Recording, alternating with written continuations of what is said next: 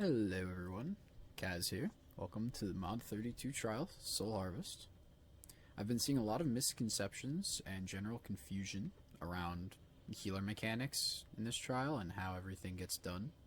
So I thought it would be a good idea to make a guide, especially with the trial opening up to everyone coming as of now. I'm going to touch base on most of the basic stuff, and also a couple of tips to help your runs go a little smoother, alongside some suggestions in the routes that I will generally follow in the maze. With that being said though, all maze routes are complete suggestions, and you should go whichever way makes you feel the most comfortable or which has the least amount of traps, but we'll get there when we get there. That being said, let's get started. The premise of this trial is simple. Your party of 10 is split into two parties of 5, and you will be put in any two of the 3 shown arenas. We're going to label these all by their color for simplicity, meaning this area is blue, this area is green, and this area is red. As a healer, your main job is to keep your team alive, but there are in fact other responsibilities in the form of this guy. Upon reaching 50% on both bosses in the 2 arenas you are present in, a bunch of ads and some spirits will spawn of varying colors. There will be green, red, and blue. What we are focused on right now is the green guy. Upon killing this, you will be given a buff. This buff will correspond to the area at which he is killed in, which I will talk more on later. The important part to know is once you get this buff, your job is to bring it to the opposite side from where you are. Meaning, if I was in blue, right, me and my party are here, and my teammates are in green, we finish phasing from green. My job, after getting this buff, is to go through this maze and bring it here. And my healer in blue's job is to do the exact same in green, functionally swapping positions. Plain and simple. The challenge comes from the maze portion. And unfortunately, it is not a one-man job. When you go through the maze, you're going to need to coordinate with your tank. Attempting to enter the maze alone and without the tank's corresponding buff, the blue spirit will blind you and inflict you with a dot by whatever mists are in there. The buff the tanks get will give them a little blue bubble, which I will just, for reference, say like this. And your job is you and your tank need to get through this maze, with this being your sanctuary. This little blue bubble will prevent you from being blinded and prevent you from taking damage. Your job is to identify a safe path to the other side from all of the traps laid throughout the maze. While under the effect of the green buff, all traps will be highlighted green. A green dot will be shown above them telling you where they are, so you can avoid them easier and lead the rest of your team past your traps. So, quick recap. You and your team, your party of 5, will bring your boss in your respective area down to 50%. Once both areas are brought down to 50%, you will then kill this guy, collect your buff alongside your tank, switch positions with your other healer by going through the maze, dropping your buff into these circles underneath the boss, and then killing the boss fully afterwards. That is it. Now, this isn't a full trial guide, so I'm not going to go over how the next phasing will go. Under the assumption that you complete it, you will finish your mechanics in your first 2 places, and they will both die. It will then teleport you as a team here, and you do whatever you have to do. Upon completing this phase, you will, no matter where the last boss ends, be all 10 teleported to blue. Your entire party will be back here. Players will split up with only one important thing in mind: one tank and one healer per side, meaning only one tank should be on going towards green and one tank should be going towards red, along with one healer with each of them. The rest of the DPS places do not matter. Now, with that being said, that does not mean you should send 8 DPS to one side. For simplicity's sake, and to make the trial a lot easier, before going in, your host should split your parties into 2 pre-made parties of 1 tank, 1 heal, and 3 DPS. These will be where you will go after this phase is over. So, you will follow the blue names and stick with your healer and your tank and heal will be given a pre-designated side.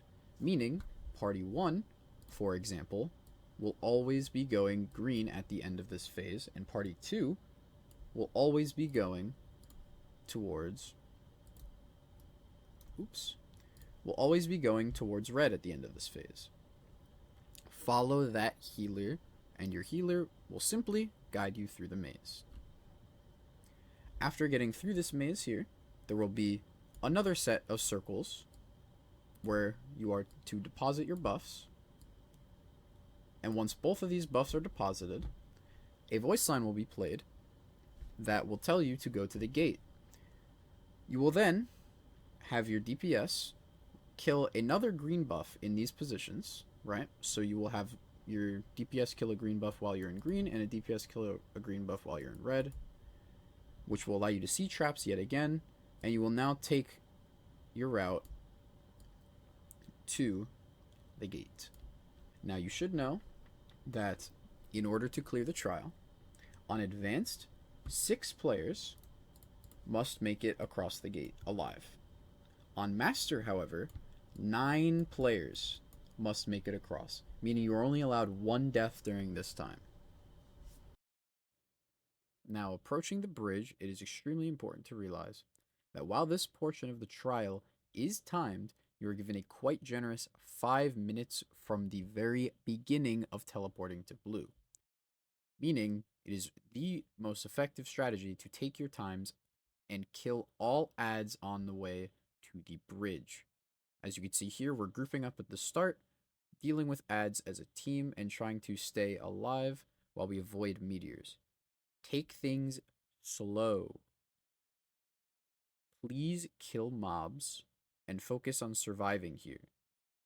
As you can see, when we entered here, our blue buff on our tanks were still active, meaning that we still had at least 2 minutes before trying to cross the bridge at the very start. That is a lot of time, and you don't need to sweat it all too much. Don't take too much time, but it's important to know that it's not a super big rush. Do your best to avoid reds. If you're on a paladin like I am here, it's kind of sad. And it is in your best interest to have 1 tank towards the front and 1 towards the back, to kind of pick up adds as we go and grab any stragglers that may not die. A quick tip is if you are on a bard heal, you have nothing to really worry about during this phase because your performance can't be blocked out. But on any other healer that has any healing daily, I would recommend not using it. In the event that you lose encounters, it will save you. So now that you know the basics, here's a couple tips that me and some of my teammates will use to help make our runs a little bit smoother. First and foremost, healers and DPS can swap positions after this initial swap. So, when I leave from the area that I'm going to with my tank and the other healer leaves from their area, after depositing both buffs, a portal will spawn on the doorway that we left from that will allow up to about 2 players to enter through the portal on about enough time for that, which allows you to, for example, reposition your paladin if you need shields on green, or if you'd rather have a bard buff on blue because he has more HP than the other ones. In advance, it's not exactly important at all. It's kind of just a an increased speed tactic, but it definitely will help out in Master in certain occasions and for getting your first clear. Another thing that's worth knowing is exactly how the healer buffs work. Upon killing the green spirit, it will give you a buff called Soul of the Devout, which looks like some hands holding something, either ice, fire, or a swarm of green butterflies. And the color will depend on where the spirit is killed in. So, in the footage being shown right now, I have the green version of it because the green spirit I killed was in the green area. In this footage, I have the blue buff because I'm coming from the blue area. All of these buffs are functionally the exact same, but it allows me to have multiple versions of it at the same time. Meaning if I have the blue buff and they were to have killed that green spirit before I deposited, I would still be able to deposit my buff and keep green at the same time, if that makes sense. All of the buffs are the same overall effect, but the deposits will only take one. Therefore, you can have somebody kill the green spirit the second you enter the location as opposed to after you buff.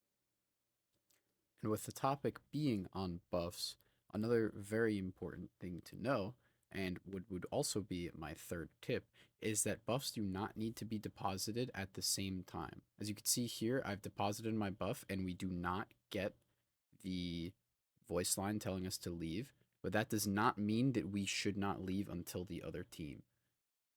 Staying in the area with all the ads will be more dangerous than just going into the maze as long as we still have time on our tank's bubble. So, as you can see now, the voice line went off, but we are already halfway through the maze. It's a big time save, and as long as you can trust your other team to get what needs to be done, there's no reason to sit around and wait the entire time after you enter your buff. The second you get your next green is when you go. Now, bear with me here because the upscaling did not really do this image very well. But I posted this image in the PvE channel of the PE Discord not too long ago, and this essentially is just kind of the routes that I've been seeing myself tend to take.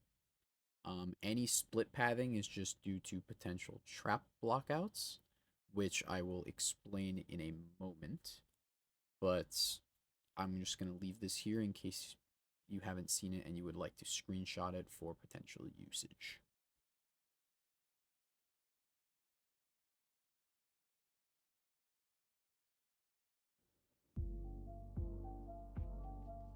As you can see, upon entering the blue bubble of my tank, I can now see the traps and what is going on. As you'll notice up here, there is a full wall of traps on the left, meaning that side is not safe. Same with the middle, meaning that the only option was to go to the right here. On this part, going from blue to red, I would always recommend ending this part going to the right where you see me taking now, unless you can go to the left from the start. On that similar topic, I would always recommend dropping down here. Even if you wind up getting traps towards the end, which would be right here, you can long jump over them. If you go up top, there are potential full trap blockouts. And that last little jump, you can actually jump onto the statue to go over it.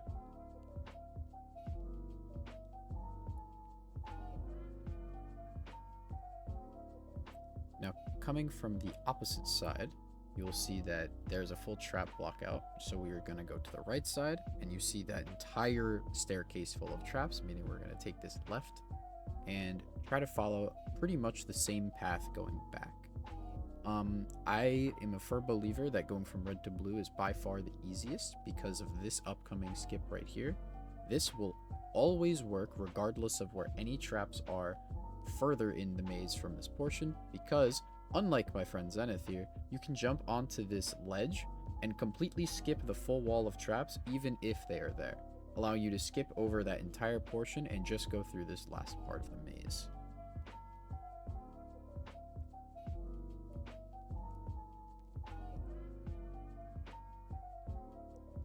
general idea when you're just dealing with avoiding traps is to take the sides that are going to be the easiest. You see on the left, there's a full wall, you don't go there. You follow, go to the right, you see there's a lot of traps, you just continue going to the right. And that's kind of the entirety of this Trials maze system, is if you see a lot of traps in one place, it usually means that's not the correct way to go, and that you should take a different route. There is no one perfect way to go through everything outside of a few exceptions, like that one red-blue skip and what you're about to see here, which is a really nice skip through the thorns. Credit to Hitro and WXZ for showing me that one. Otherwise, that's kind of it for healing in this trial. Mechanic-wise, of course, you obviously need to keep your teammates alive, but it definitely is a lot more daunting because of the sheer amount of different responsibilities that you have as a healer here, but once you get the hang of it, it's honestly very fun, and it's not too bad. So at this point, I'm just going to let the rest of my routes kind of play on with the occasional text, and I will see you all around. Bye for now.